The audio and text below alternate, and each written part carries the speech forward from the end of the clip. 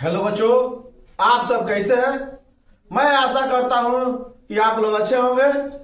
आज आप लोगों के लिए इंपॉर्टेंट क्वेश्चन यानी कि VBI क्वेश्चन लेकर आया हुआ हूं फिजिक्स के।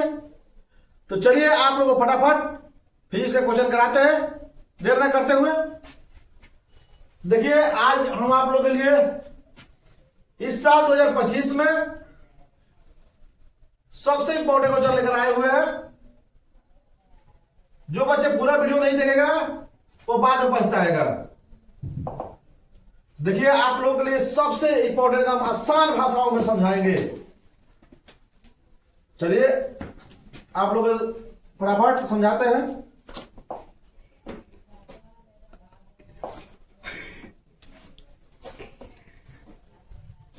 देखिए, क्वेश्चन हमारे पहला कह रहा है, क्वेश्चन पहला देखिए क्या कह रहा है। उत्तल दर्पण से बना प्रतिबिंब होता है काल्पनिक एवं छोटा, काल्पनिक एवं आवर्धित, वास्तविक एवं छोटा, वास्तविक एवं आवर्धित। तो आपको बता दें कि उत्तल दर्पण जो होता है, उत्तल दर्पण, ये हमारे उत्तल दर्पण है। तो उत्तल दर्पण में हमेशा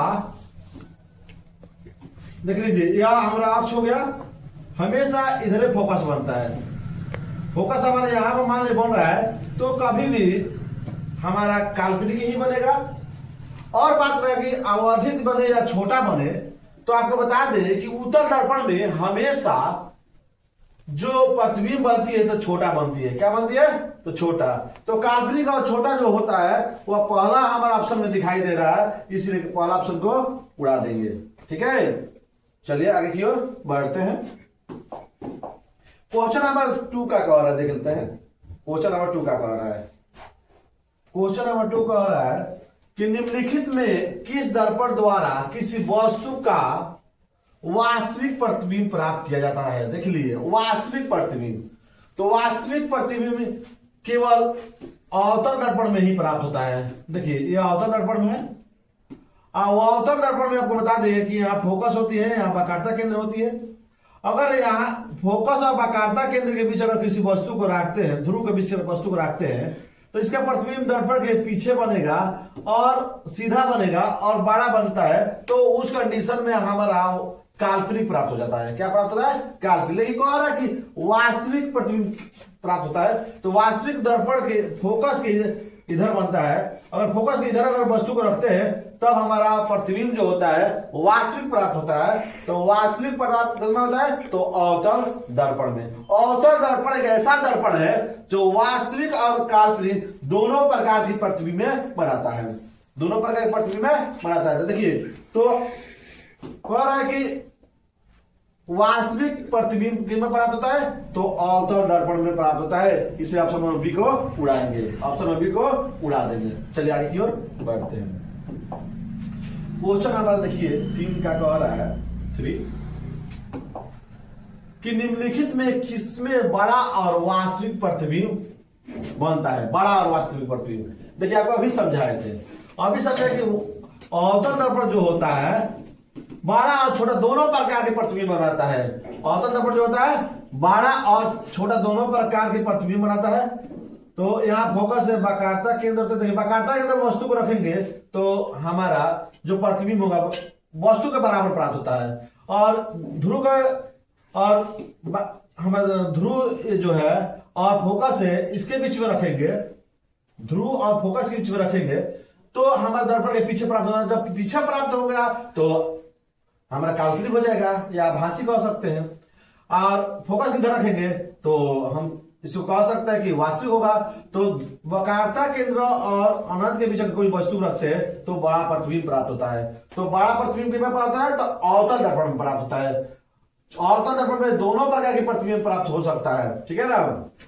तो इसलिए ऑप्शन सी को उड़ाएंगे। ऑप्शन सी हमारा जो है अवतल दर्पण जो दिखाई दे रहा है इसमें बड़ा प्रतिबिंब बनता है, क्योंकि समतल दर्पण में वस्तु के बराबर प्रतिबिंब बनता है। इसमें बराबर प्रतिबिंब बनता है, उत्तल में छोटा प्रतिबिंब बनता है और अवतल में बड़ा और छोटा या छोटा दोनों प्रकार के प्रतिबिंब बनता है। लेंस तो छोटा ही बनता है। तो इसलिए बड़ा प्रतिबिंब क्या बनता है, तो अवतल दर्पण बनता है। इसलिए ऑप्शन को सी को उड़ा देंगे, ऑप्शन सी को उड़ा देंगे। ठीक है, चलिए आगे की ओर बढ़ते हैं। देख क्वेश्चन नंबर 4 क्या कह रहा है, क्वेश्चन नंबर 4 कह रहा है कि समतल दर्पण द्वारा बना प्रतिबिंब हमेशा क्या होता है, वास्तविक होता है, काल्पनिक होता है, कभी वास्तविक तो कभी काल्पनिक होता है, इनमें से कोई नहीं। तो आपको हम बता दें कि देखिए समतल दर्पण एक ऐसा दर्पण है जो केवल काल्पनिक ही प्रतिबिंब बनाता है, या कह सकते हैं आभासी काल्पनिक ही प्रतिबिंब बनाता है। तीसरे ऑप्शन ए को उड़ाएंगे, ऑप्शन नंबर ए को उड़ा देंगे। ठीक है ना, चलिए आगे की ओर बढ़ते हैं। आगे की ओर देखते हैं क्वेश्चन नंबर 5 को। क्वेश्चन नंबर 5 देखिए हमें क्या कह रहा है, क्वेश्चन नंबर 5 कह रहा है, क्वेश्चन नंबर 5 देखिए, किसी वस्तु का आवर्धित प्रतिबिंब बनता है, आवर्धित यानी बड़ा प्रतिबिंब बनता है। देखिए आपको एक पहले समझाए थे कि आवर्धित और बड़ा प्रतिबिंब। तो देखिए अवतल में बड़ा या छोटा दोनों प्रकार के प्रतिबिंब बनता है भाई। समतल में बराबर बनता है, बराबर। उत्तल में छोटा प्रतिबिंब बनता है, सब प्रकार के दर्पण से। देखिए तो कह रहा है कि आवर्धित किसमें बन रहा है, तो बड़ा प्रतिबिंब किसमें बन रहा है, आवर्धित तो अवतल में। किसमें बन रहा है, अवतल में। तो ऑप्शन नंबर ए को उड़ा देंगे, ऑप्शन नंबर ए को उड़ा देंगे। ठीक है, चलिए आगे की ओर बढ़ते हैं। क्वेश्चन नंबर देखिए 6 क्या कह रहा है, देखिए क्वेश्चन नंबर 6 कह रहा है, क्वेश्चन नंबर 6 देखिए कि काल्पनिक प्रतिबिंब हमेशा काल्पनिक प्रतिबिंब हमेशा सीधा प्राप्त होता है। या तो समतल दर्पण में प्रतिबिंब हो तो सीधा ही प्राप्त होता है, या हमारा उत्तल में जो प्रतिबिंब प्राप्त होती है तो सीधा ही प्राप्त होता है, या अवतल में हमारा जो प्रतिबिंब होता है काल्पनिक वो भी सीधा ही प्राप्त होता है। तो काल्पनिक प्रतिबिंब हमेशा सीधा प्राप्त होता है, वास्तविक में उल्टा प्राप्त होता है, और तिरछा तो प्राप्त होता ही नहीं है, आधा तो प्राप्त होता ही नहीं है। तो हमारा यह जो है वास्तविक में उल्टा कभी भी प्राप्त होता है, वास्तविक आई काल्पनिक क्या हो गया, काल्पनिक। तो आप पूछ रहा है हमारा काल्पनिक पूछ रहा है, तो काल्पनिक किसको कहेंगे, सीधा होता है। तो ऑप्शन नंबर ए को उड़ाएंगे, ऑप्शन नंबर ए को उड़ा देंगे। ठीक है, चलिए आगे की ओर बढ़ते हैं। क्वेश्चन नंबर 7 देखिए, क्वेश्चन नंबर 7 क्या कह रहा है, क्वेश्चन नंबर 7 कह रहा है कि किस दर्पण में हमेशा आभासी और छोटा प्रतिबिंब रहता है। देखिए आभासी और छोटा, तो आपको बता दिए कि आभासी और छोटा, तो देखिए अवतल में बड़ा छोटा दोनों होता है, बड़ा या छोटा। उत्तल दर्पण में हमेशा छोटा और आभासी। इसमें वास्तविक या आभासी दोनों प्रकार के प्रतिबिंब बनाता है अवतल दर्पण। अरे समतल दर्पण में केवल आभासी, बराबर प्रतिबिंब बनाता है और आभासी बनाता है, ठीक है ना। तो हमारा किस दर्पण में हमेशा आभासी प्रतिबिंब बनाता है भाई, और छोटा होता है, आभासी और छोटा। तो आभासी और छोटा किसमें दिखाई दे रहा है, तो ऑप्शन नंबर बी में, यानी उत्तल दर्पण हमेशा आभासी और छोटा प्रतिबिंब बनाता है, इसलिए ऑप्शन नंबर बी को उड़ाएंगे, ऑप्शन नंबर बी को उड़ा देंगे। ठीक है, चलिए आगे की ओर बढ़ते हैं। क्वेश्चन नंबर 8 कह रहा है कि निम्न में से किस दर्पण की फोकस दूरी धनात्मक होती है। तो देखिए फोकस दूरी धनात्मक होती है किस दर्पण की, देखिए यह हम दर्पण अवतल बना देते हैं। तो देखिए ये तो अवतल दर्पण का भी फोकस इधर होता है, और उत्तल आपको ये बना दे रहे हैं उत्तल दर्पण, ये हमारा अवतल दर्पण था। तो अवतल दर्पण फोकस हमेशा इधर होती है। तो यह हमारा ध्रुव के दाईं ओर हमेशा ऋणात्मक होती है, धनात्मक होती है, दाईं ओर धनात्मक। तो धनात्मक कौन है, धनात्मक इनमें प्राप्त होता है, इसमें ऋणात्मक प्राप्त होता है। तो क्वेश्चन क्या कह रहा है कि निम्न में से किस दर्पण का फोकस धनात्मक, फोकस किसका, तो ये कौन सा दर्पण है, उत्तल दर्पण है। कौन सा दर्पण है, उत्तल दर्पण है। तो उत्तल दर्पण हमारा ऑप्शन नंबर बी में दिखाई दे रहे हैं, ऑप्शन नंबर बी को उड़ाएंगे, ऑप्शन नंबर बी को उड़ा देंगे, ऑप्शन नंबर बी को उड़ा देंगे। ठीक है, चलिए आगे की ओर बढ़ते हैं। क्वेश्चन नंबर 9 देखते हैं, क्वेश्चन नंबर 9 देखते हैं। क्वेश्चन नंबर 9 कह रहा है कि गोलीय दर्पण के ध्रुव और फोकस के बीच की दूरी कहते हैं।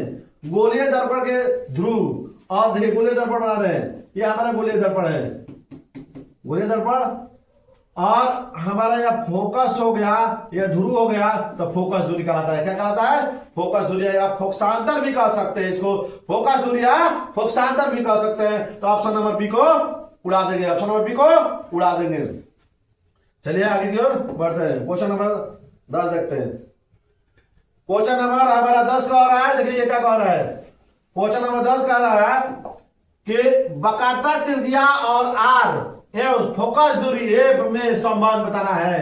तो हम जानते हैं कि एफ बराबर आर बाई 2 होता है, या आर बराबर 2एफ। तो संबंध यही हमारा संबंध होता है, देखिए यही संबंध होता है। तो ऑप्शन में खोजेंगे तो ए बराबर आर बाई 2, तो हल ही नहीं, तो काट देंगे। ए बराबर आर, ये नहीं होगा, ए आर बराबर 2एफ, तो ये हल ही नहीं है, तो ए बराबर आर बाई 2।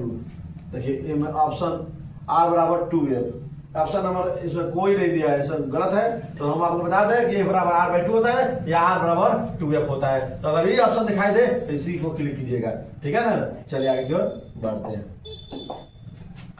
क्वेश्चन नंबर हमारा 11 कह रहा है, देख लीजिए एकदम सटीक कह रहा है। क्वेश्चन नंबर 11, क्वेश्चन नंबर 11 कहता है हजामत बनाने में के लिए प्रयोग किया जाता है, यानी कौन सा दर्पण प्रयोग किया जाता है। तो आपको बता दें कि उत्तल दर्पण में हमेशा साइड मिरर के रूप में प्रयोग होता है, या स्ट्रीट लाइट में होता है।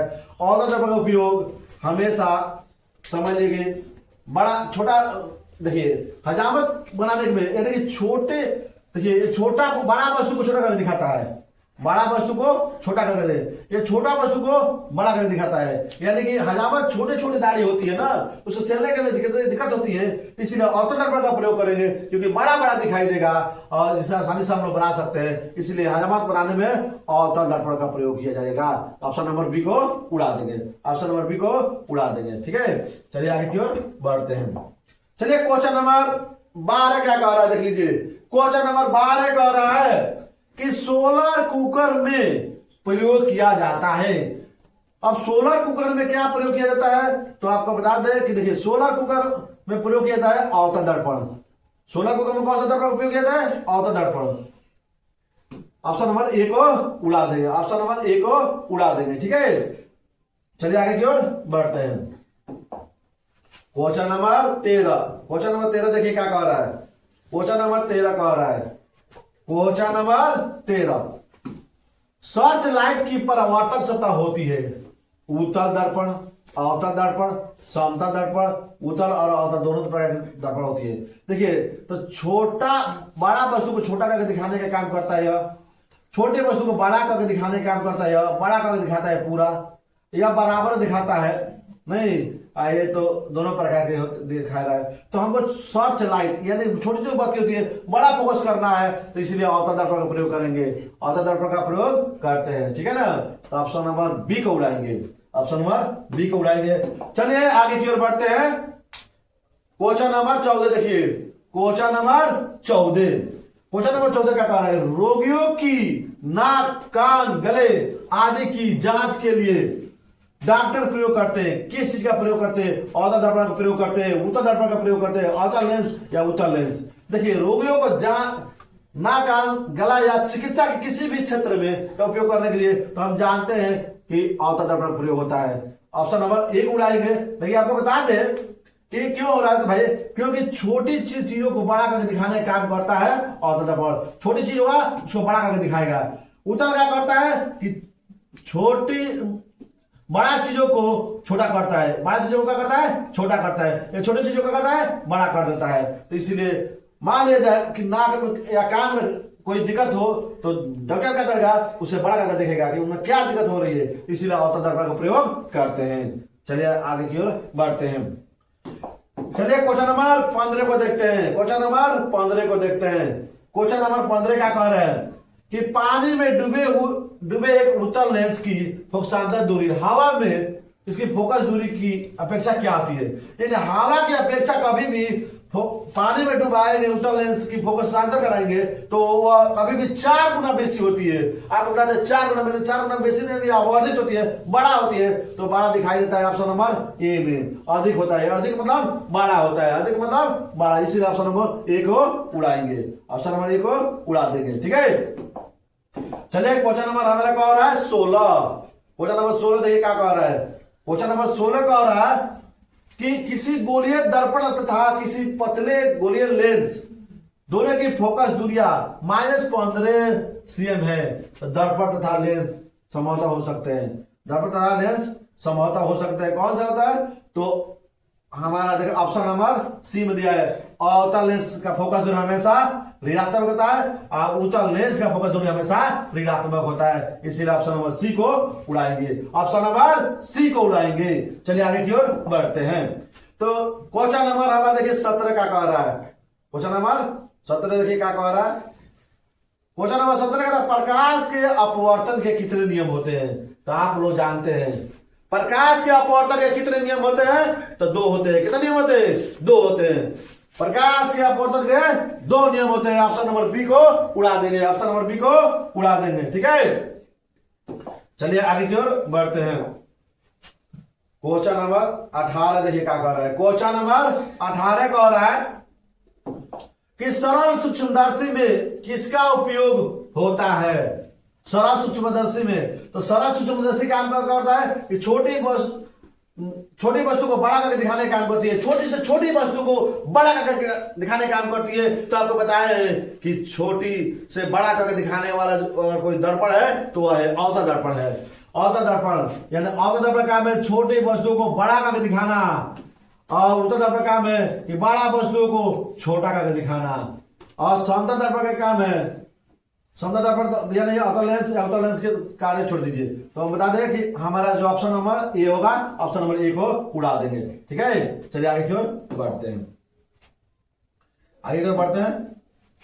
आगे की ओर कह रहा है हमारा क्वेश्चन 19 नंबर। क्वेश्चन नंबर 19 कह रहा है। क्वेश्चन नंबर 19 कह रहा है किसी माध्यम के अपवर्तनांक का मान होता है। तो किसी माध्यम का अपवर्तनांक का जो मान होता है साइन आई बटा साइन आर, साइन आई बटा साइन आर।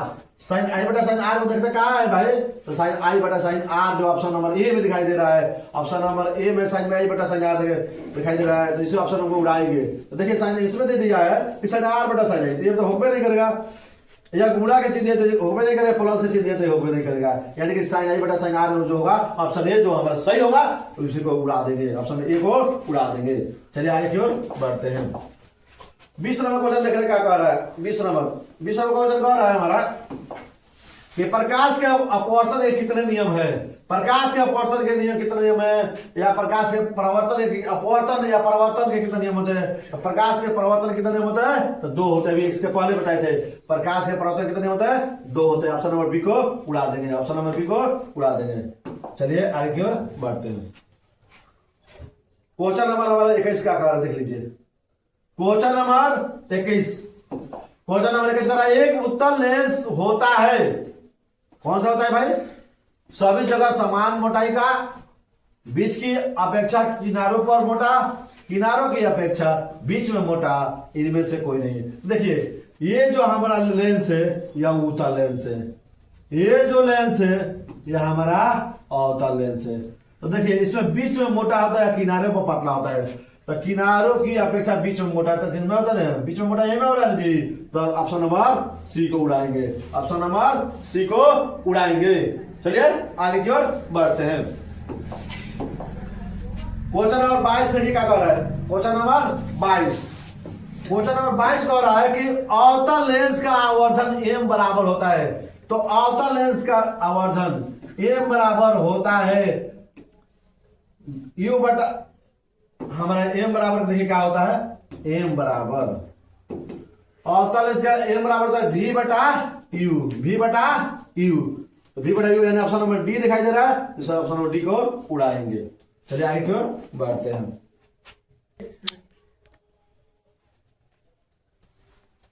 चलिए क्वेश्चन नंबर 23 को देखते हैं।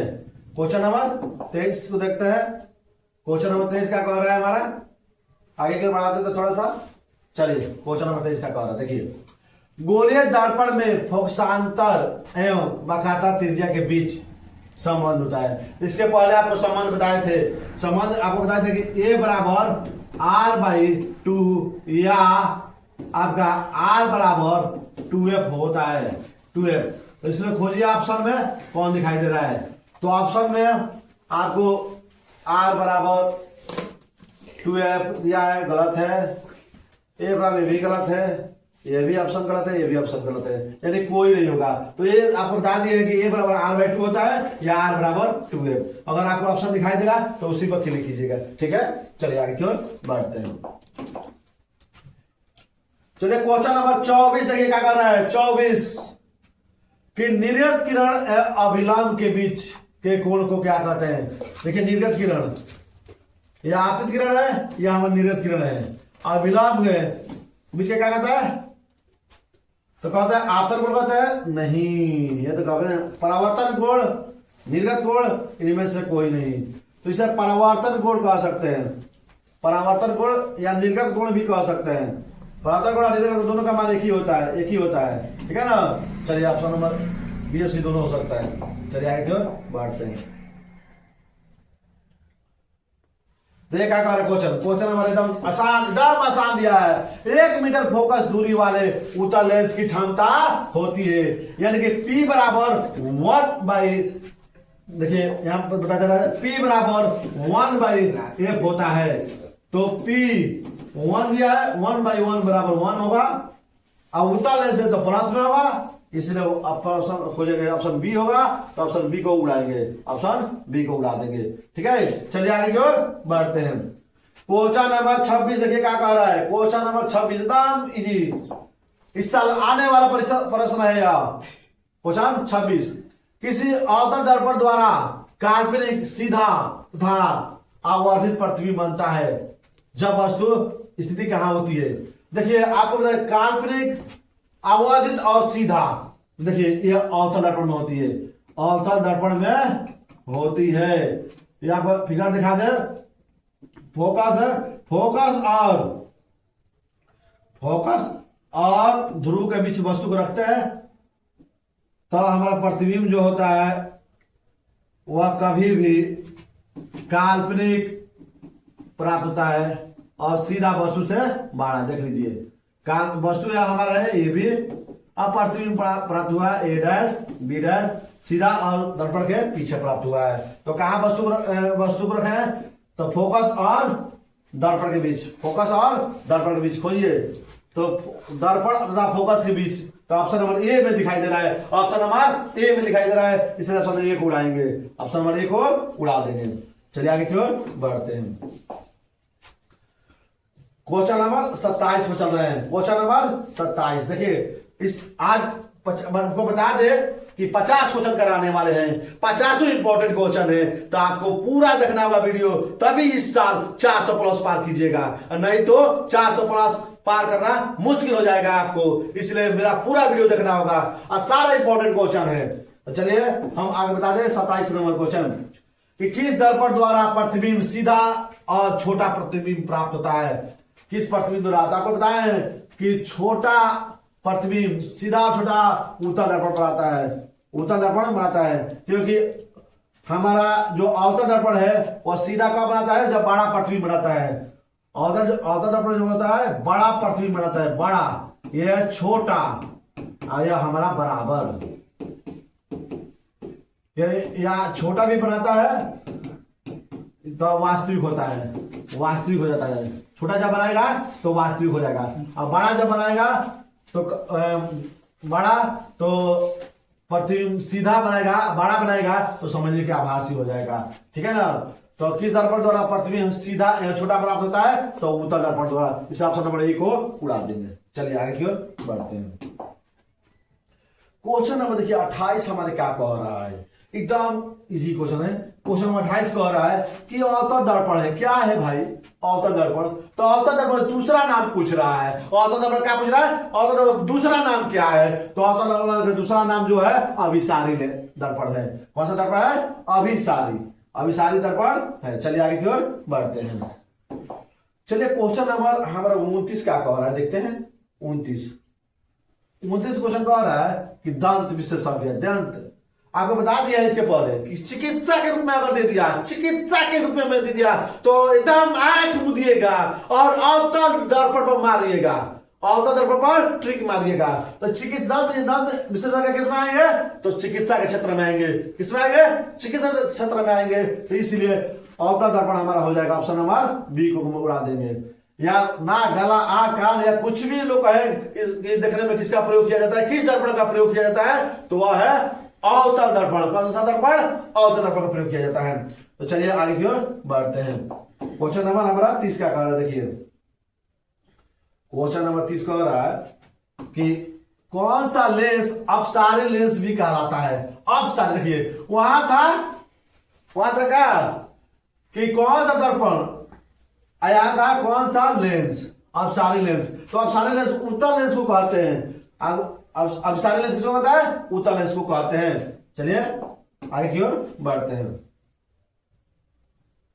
देखिए आगे क्या चल रहा है, क्वेश्चन नंबर 31 का कह रहा है। देखिए एक प्रयोग में अवतल दर्पण द्वारा किसी वस्तु का प्रतिबिंब पर्दे पर प्राप्त किया जा सकता है। तो पर्दे पर प्राप्त करना वास्तविक प्रतिबिंब हो गया। तो दर्पण की फोकस दूरी की निर्धारित करने के लिए प्रयोगकर्ता का मापने की जरूरत है। कहां मापने की जरूरत होती है, तो दर्पण तथा पर्दे के बीच की दूरी, दर्पण तथा वस्तु के बीच की दूरी, ए और बी दोनों इनमें से कोई, ए और बी दोनों इनमें से कोई नहीं। तो दर्पण, देखिए दर्पण तथा पर्दे के बीच की दूरी, दर्पण तथा वस्तु के बीच की दूरी, दर्पण और वस्तु के बीच की दूरी पर रखा जाएगा तो उसी को हमारा फोकस दूरी कहलाता है, वही फोकस दूरी कहलाता है। Option number B. क्योंकि मान लीजिए दर्पण है, मान लीजिए दर्पण है नहीं, और वस्तु मान लीजिए कहां रखेंगे, वस्तु यहां पर रख रहा है नहीं, तो वस्तु और के बीच की दूरी फोकस दूरी नहीं कहलाएगा भाई, फोकस दूरी नहीं कहलाएगा। दर्पण और पर्दे के बीच की दूरी को कहलाएगा, दर्पण और पर्दे के बीच की दूरी कहलाएगा। मिस्टेक हो गया था थोड़ा सा। चलिए आगे की ओर बढ़ते हैं। चलिए आगे की ओर बढ़ते हैं। क्वेश्चन कर रहा है 32।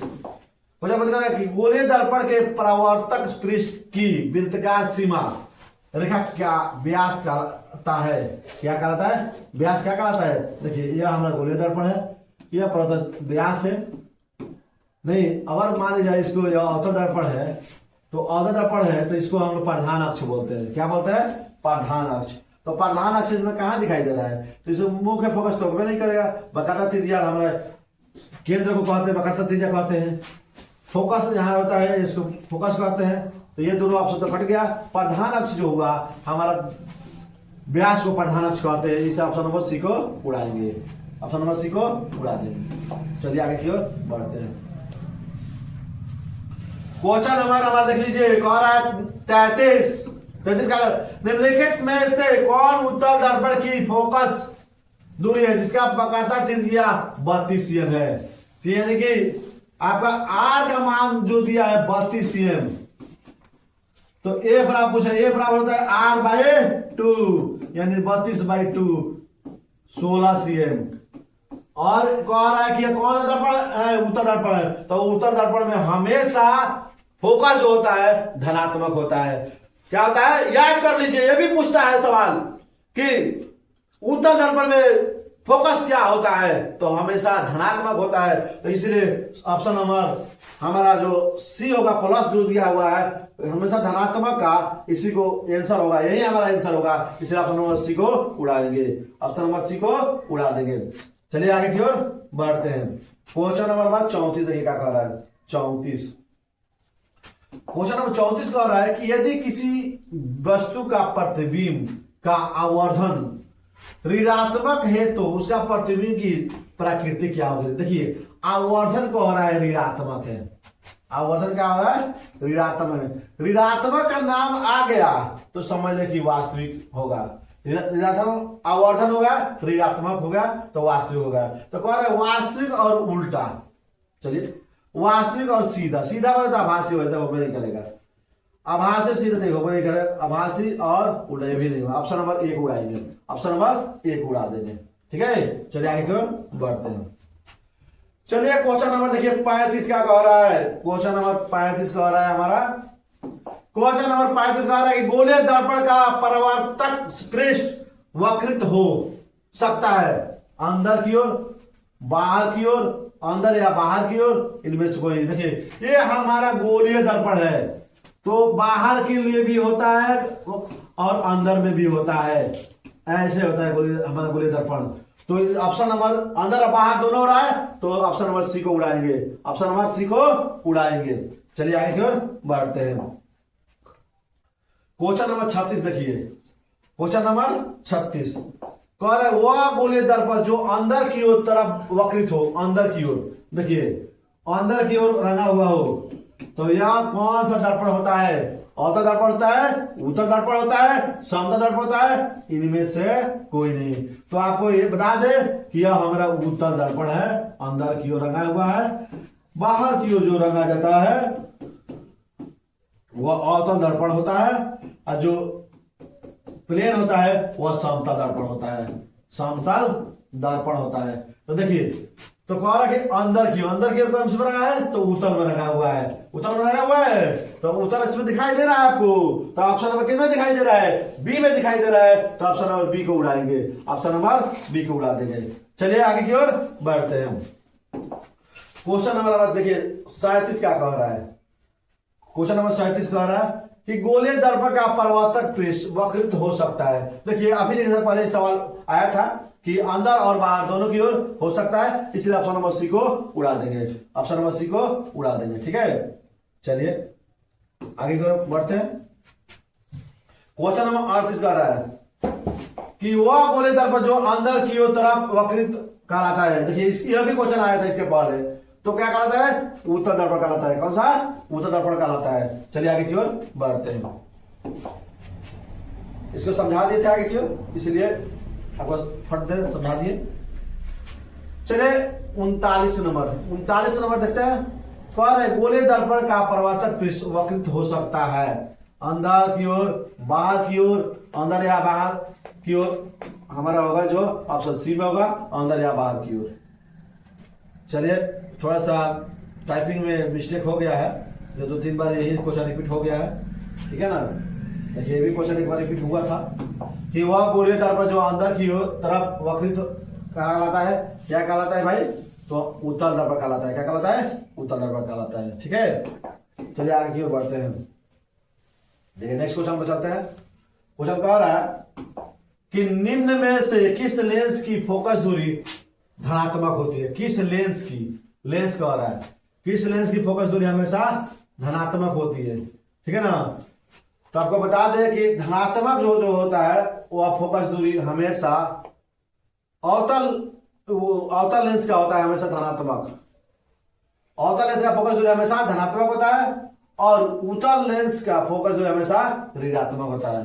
दर्पण में कहा जाए तो अवतल दर्पण का फोकस हमेशा ऋणात्मक होता है, उत्तल दर्पण का फोकस हमेशा धनात्मक होता है। ठीक है, चलिए आप आगे की ओर बढ़ते हैं।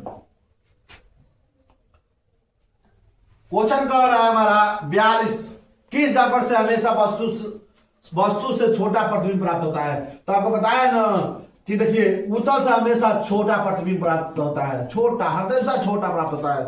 अवतल से छोटा बड़ा दोनों, छोटा या बड़ा दोनों प्रकार के प्रतिबिंब बनाता है, यानी आभासी और वास्तविक दोनों प्रकार के प्रतिबिंब प्राप्त करता है। समतल दर्पण में बराबर प्रतिबिंब प्राप्त करता है। कौन सा? बराबर।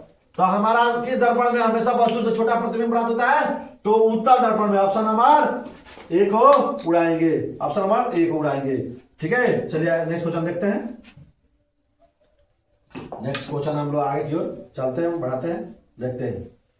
ठीक है, टॉर्च वाहनों के उग्र दीप आगे वाला हेडलाइटिंग लिखा हुआ है। हेडलाइटिंग में किस दर्पण का प्रयोग किया जाता है?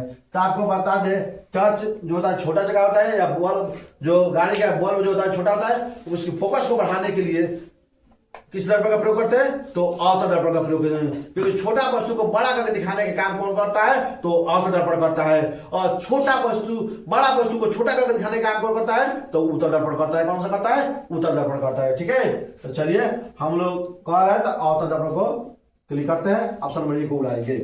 ठीक है, तो चलिए आगे की ओर बढ़ते हैं। क्वेश्चन नंबर 44 देखिए क्या कह रहा है। क्वेश्चन नंबर 44 कि वाहनों के साइड मिरर यानी पीछे देखने के दर्पण में किस दर्पण का प्रयोग किया जाता है। अभी आपको बताएं कि देखिए बड़ा वस्तु को छोटा करके दिखाने का काम करता है, कौन करता है, तो उत्तल दर्पण करता है। तो मैं कह रहा कि पीछे से कोई बड़ा वस्तु आता है और एक छोटा सा शीशा में देख लेते हैं, यानी कि जो उत्तल दर्पण होता है वो साइड मिरर के रूप में लगा रहता है, जिससे बड़ा वस्तु आता है तो हम लोग छोटा करके उसमें दिखा देता है और आराम से साइड से देख लेते हैं कि कौन सी वस्तु पीछे से आ रही है, कौन सी गाड़ी बड़ी आ रही है। तो इसका कार्य कौन करता है, तो हमारा उत्तल दर्पण करता है। कौन सा दर्पण, क्योंकि अवतल दर्पण बड़ा दिखाता है और समतल में बराबर और उत्तल में छोटा दिखाता है। क्या दिखाता है, छोटा दिखाता है, ठीक है ना। तो इसलिए ऑप्शन नंबर सी को उड़ाएंगे, ऑप्शन नंबर सी को उड़ा देंगे। चलिए आगे की ओर बढ़ते हैं। क्वेश्चन कह रहा है 45 नंबर। कौन सा नंबर कह रहा है, 45। तेलीय कागज होता है। तेलीय कागज क्या होता है आप लोग भी जानते हैं। कागज, खाली कागज दिया जाए तो प्रकाश को साफ रूप से रोक देता है, यानी कि प्रकाश को पार करना ही नहीं देता है। और तेल लगा दिया जाए कागज में तो और पारदर्शक हो जाता है, यानी कि प्रकाश आधा पार कर पाता है, आधा नहीं कर पाता है। यानी कह रहा है कि पारदर्शक होता है नहीं, अपारदर्शक होता है नहीं, या पारभासी होता है हाँ, या पारभासी होता है, यानी आधा पार कर पाता है और आधा पार नहीं कर पाता है प्रकाश, इसीलिए पारभासी कहते हैं। तेलीय कागज होता है तो तेलीय कागज होता है तो, ठीक है ना। चलिए आगे की ओर बढ़ते हैं।